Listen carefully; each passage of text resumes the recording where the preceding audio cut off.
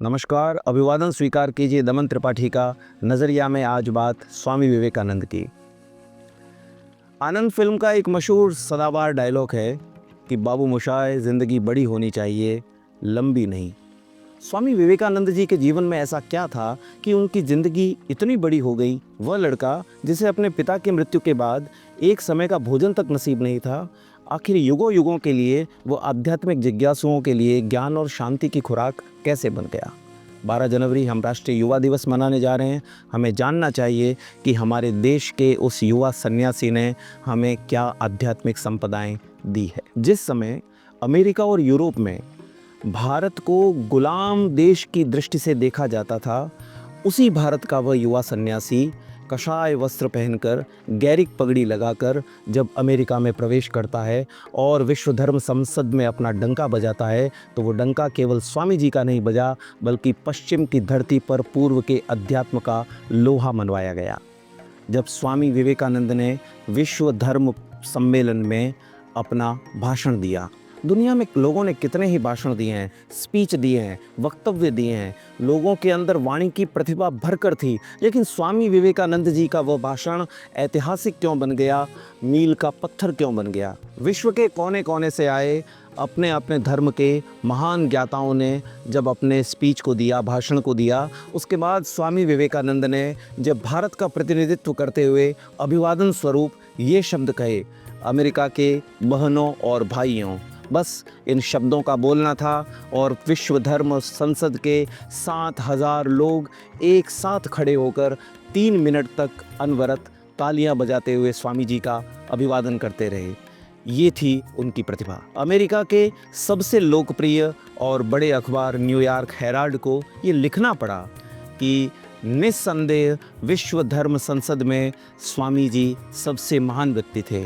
यहाँ तक कि उसे ये भी लिखना पड़ा कि स्वामी जी जैसे लोगों को सुनने के बाद हमें लगता है कि ऐसे विद्वान राष्ट्र में मिशनरियों को भेजना मूर्खता है। वह लड़का जो अपने विद्यार्थी जीवन में धर्म, दर्शन और ज्ञान के आचार्यों से केवल एक प्रश्न पूछा करता था, क्या आपने भगवान को देखा है? ये प्रश्न सुनते ही या तो वे लोग बात को टाल देते थे और या घुमा फिरा कर निरुत्तरित कर देते थे। स्वामी विवेकानंद ने यही प्रश्न दक्षिणेश्वर के एक संत से भी पूछा और उन्होंने जवाब दिया, हाँ, मैंने भगवान को देखा है, ठीक उतना ही साफ जितना तुम्हें देख रहा हूँ। स्वामी जी के कॉलेज में एक प्रोफेसर हुआ करते थे, विलियम हेंस्टी। उन्होंने लिखा कि इतना प्रतिभाशाली युवक मैंने विश्व की अनेक यात्राएं करने के बाद भी कहीं पर भी नहीं देखा। यहाँ तक कि जर्मन विश्वविद्यालय में दर्शन के छात्रों में भी ऐसी प्रतिभा नहीं। वही विलियम हेंस्टी प्रोफेसर जब एक पोइम पढ़ा रहे थे तो एक शब्द आया, वो शब्द था ट्रांस। उस ट्रांस शब्द का अर्थ वे उन बच्चों को समझा नहीं पा रहे थे। स्वामी विवेकानंद और उनके कुछ मित्र वहाँ सामने बैठे थे और बार बार ट्रांस शब्द का अर्थ समझाने की कोशिश करने के बाद जब वे नहीं समझा सके तो प्रोफेसर विलियम हेंस्टी ने कहा, अगर तुम ट्रांस शब्द का ठीक ठीक अर्थ जानना चाहते हो तो तुम्हें दक्षिणेश्वर के एक संत को देखना चाहिए। जी हाँ, उस ट्रांस शब्द का अर्थ होता है अवचेतन अवस्था, आत्म विस्मृति या भाव समाधि। ये तीनों शब्द स्वामी रामकृष्ण परमहंस के पर्याय थे। जिस आयु और उम्र में आज का युवा पबजी खेल रहा है, गेमिंग कर रहा है, अपने लक्ष्य विहीन जीवन को यूं ही गुजारे जा रहा है, रील्स बनाने में अपना समय खराब कर रहा है, उस आयु में स्वामी जी ने वेद, उपनिषद, दर्शन और ज्ञान को पी लिया था। पश्चिम तर्कशास्त्र के वे कुशल अध्येता थे। हर्बर्ट स्पेंसर, कांट, मिल और काम्टे का उन्होंने अध्ययन किया था। यहाँ तक कि हर्बर्ट स्पेंसर की तो उन्होंने पुस्तक एजुकेशन का बंगाली में अनुवाद तक किया है। एक बड़ा प्रेरक और रोचक प्रसंग जो हमें स्वामी जी के चरित्र और व्यक्तित्व की ऊंचाई को समझाने के लिए काफ़ी है। राजस्थान का एक नगर खेतड़ी, वहाँ के राजा महाराजा अजीत सिंह जी के साथ स्वामी जी ज्ञान और अध्यात्म की चर्चा में व्यस्त थे। तभी वहाँ पर नर्तकियों का एक दल पहुँचा और उन्होंने महाराजा से विनम्र निवेदन किया कि हम आपको गायन और अपनी कला की प्रस्तुति करना चाहते हैं। तो महाराजा ने कहा कि चलो ठीक है, आप शुरू करें। तब स्वामी विवेकानंद वहाँ से उठकर जा रहे थे। स्वामी जी सन्यासी है और सन्यास की एक मर्यादा है, तो वे अपनी मर्यादा में रहते हुए चाह रहे थे कि अगर ये नाच गान देखना चाह रहे हैं तो देखें और मैं यहाँ से अलग हो जाऊँ इस महफिल से। तो स्वामी जी जैसे ही वहाँ से निकलने लगे, नर्तकियों की मुखिया ने, मैनाबाई ने स्वामी जी से निवेदन किया कि कृपया आप हमारा गायन सुन के जाएं। स्वामी जी को बैठना पड़ा। स्वामी जी बैठे और गायन मैनाबाई ने शुरू किया। प्रसिद्ध भक्त कवि सूरदास का वो प्रसिद्ध पद, प्रभु मेरे अवगुण चित्त न धरो। जैसे ही मैनाबाई ने भाव विभोर होकर अपने इस पद को समाप्त किया, स्वामी जी खड़े हुए, अश्रुधारा से अभिषिक्त होते हुए उन्होंने मैनाबाई को कहा, आप मेरी ज्ञानदायिनी माँ हैं। उनका अभिवादन किया और स्वामी जी को ये महसूस हुआ कि छोटा बड़ा कोई नहीं है, ज्ञान कहीं से भी मिल सकता है, किसी भी परिस्थिति में, किसी भी प्रकार से। 40 वर्ष की अल्पायु में उन्होंने परिव्राजक के रूप में भारत के विभिन्न शहरों की यात्रा की। वे अयोध्या, मथुरा, काशी, वृंदावन होते हुए हिमालय गए और भारत के अंतिम छोर कन्याकुमारी तक पहुँचे। कन्याकुमारी में उन्होंने देवी के दर्शन किए और वहाँ से उस युवा सन्यासी ने समुद्र में छलांग लगाई।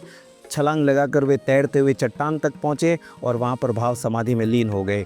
भाव समाधि में लीन होने के बाद उन्हें ये महसूस हुआ कि मुझे भारत के जन जन तक पहुँचना है, दीन दीन तक पहुँचना है, हर आखिरी व्यक्ति तक अध्यात्म का संदेश लेकर पहुँचना है। वहाँ से उन्होंने संकल्प लिया, देश सेवा का, दीन सेवा का। कन्याकुमारी के उसी स्थान पर स्वामी जी की याद में एक बहुत भव्य स्मारक बना हुआ है। प्रधानमंत्री जी ने भी वहाँ पर अध्यात्म का लाभ लिया। हमें और आपको भी वहाँ पर जाना चाहिए और अपने जीवन के भीतरी आनंद को प्राप्त करना चाहिए।